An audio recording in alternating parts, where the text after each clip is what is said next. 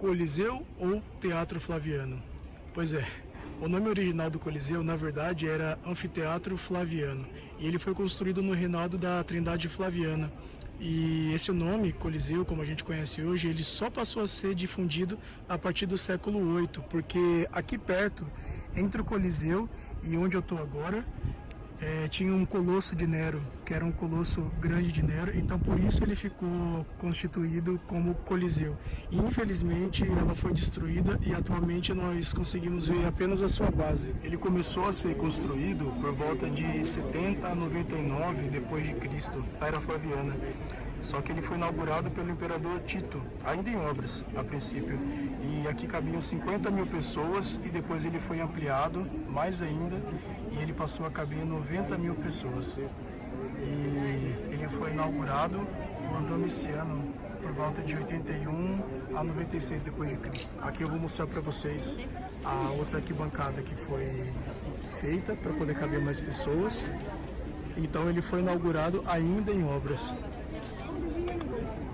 Desse ângulo aqui eu consigo mostrar melhor para vocês aquela questão que eu tinha comentado do Coliseu ter sido inaugurado antes das obras serem completadas. Aqui, ó, vocês conseguem ver a segunda arquibancada e a primeira arquibancada. E depois ele foi ampliado, ali tem o terceiro piso. E desde então ele passou a caber 90 mil pessoas. E lá em cima ficavam espécies de tapações. Então eles desciam aqui e o Coliseu também tinha a capacidade de ficar coberto. É uma tecnologia impressionante para a época, não? Teve as suas primeiras atividades no ano 80 depois de Cristo, sob o comando do imperador Tito, da dinastia Flaviana. O império ele não estava passando por um bom momento, porque eles tinham acabado de passar por um surto de peste em 64 e uma mega erupção do vulcão Vesúvio em 79. Então, em 80 ele decidiu inaugurar em meio às construções e bem aqui, ó, nessa arena, ele comandou mais de 100 dias de jogos. E com esse modo ele conseguiu fazer a população dar uma acalmada e também esquecer um pouco dos problemas. Aqui dá para vocês perceberem que até os dias de hoje ainda estão acontecendo trabalhos de escavação arqueológica aqui dentro do Coliseu. E eles sempre estão descobrindo coisas novas e uma das últimas descobertas deles é que ali embaixo ficavam dutos que eram ligados aos aquedutos e isso aqui, ó, enchia de água e eles conseguiam fazer encenações de batalhas navais. É muito interessante, muito interessante.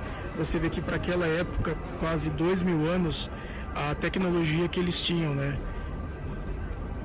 Eu tinha mencionado que as escavações aqui, elas ainda acontecem. Aqui é um sítio arqueológico muito forte. E essa estátua aqui, ela foi descoberta em 2008 e exposta em 2009. Ela está bem na frente da entrada. É quase impossível imaginar que isso aqui enchia de água quando eles encenavam também as batalhas navais, né? As águas elas vinham pelo aqueduto e depois eles conseguiam esvaziar através de válvulas. É impressionante. Esses tubos aqui faziam parte do escoamento da água. Geralmente a água ela vinha por cima e aqui fazia parte do escoamento.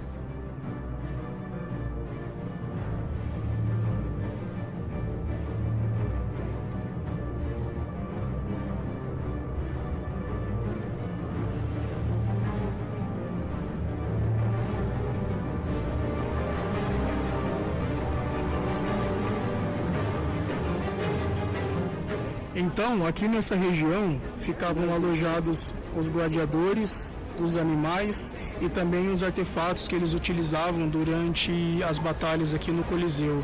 Esses artefatos eles são, por exemplo, carruagens, pilares, etc. E os animais aqui tinham elefantes, tigres, leões. E então não era só lutas de gladiadores. Aqui acontecia também encenações de passagens da cultura romana.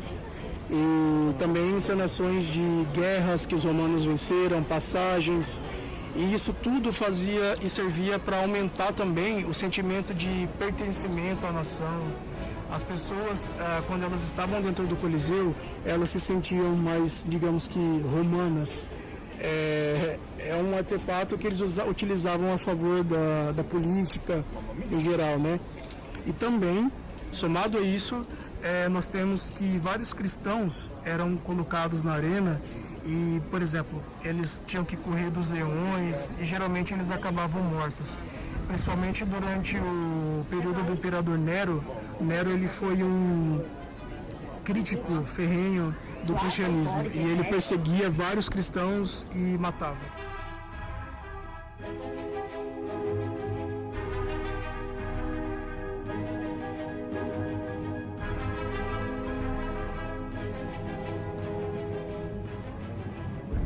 Bom, então durante o Império Domiciano, o Coliseu ele foi finalmente concluído. E isso foi por volta de 81 a 96 depois de Cristo. E aqui, nesse local, ficavam estátuas que homenageavam os deuses. Depois eu vou mostrar para vocês o projeto original, para vocês conseguirem perceber. E ali também, ó, atualmente eles usam estruturas para reforçar, porque realmente a ação do tempo e também a ação do homem, né? Ela acaba danificando muito o patrimônio.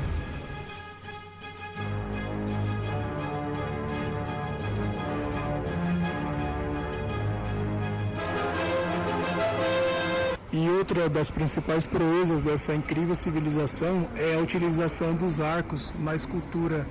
Os romanos eles têm façanhas incríveis na arte e na arquitetura também. Então vale a pena ressaltar que eles usavam esses arcos e é uma incrível característica de toda a construção romana. Vocês conseguem ver aqui que o arco ele distribui o peso. Então quando eles começaram a utilizar o arco, as construções começaram a ficar mais altas. E tudo que era romano na época antiga, como por exemplo hoje que nós chamamos de Espanha, a Espanha tem um aqueduto, o aqueduto de Segóvia, e a principal característica do aqueduto é ter vários arcos, e com isso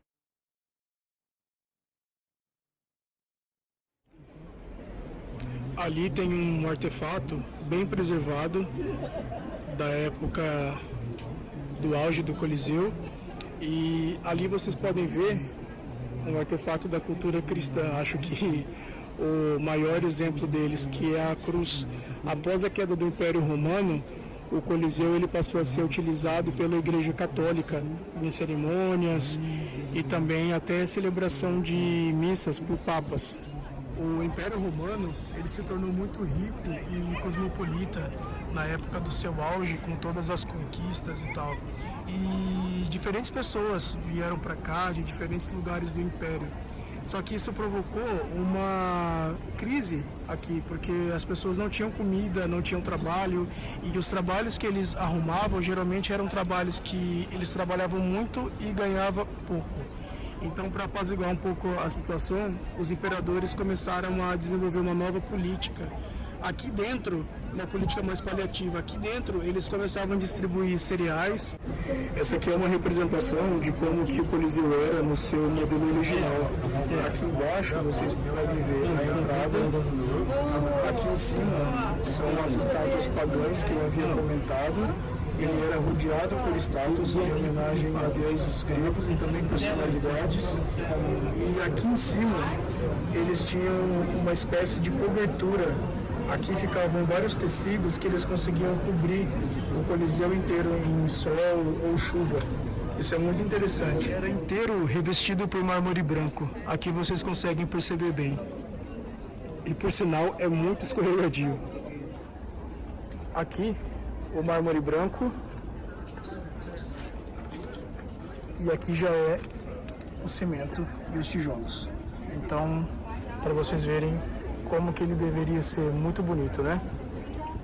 A história utiliza a queda do Império Romano como marco para dividir os tempos. Então, quando o Império Romano caiu, eles marcam como se fosse o começo da Idade Média. E o Império Romano ele foi dividido em Império Romano do Ocidente e Império Romano do Oriente. E o Coliseu, ele foi utilizado até a queda do Império Romano do Ocidente, que aí marca o início da Idade Média. Bem ao lado aqui fica o Arco de Constantino. Ele foi construído sob ordem do Senado Romano para comemorar a vitória de Constantino. E ele é interessante porque ele tem vários aspectos retirados de outros monumentos da época, como por exemplo de Adriano e Trajano. E bem aqui na frente do Coliseu fica o Fórum Romano e também bem pertinho o Palatino. Você comprando o ingresso, você consegue visitar os três no mesmo dia.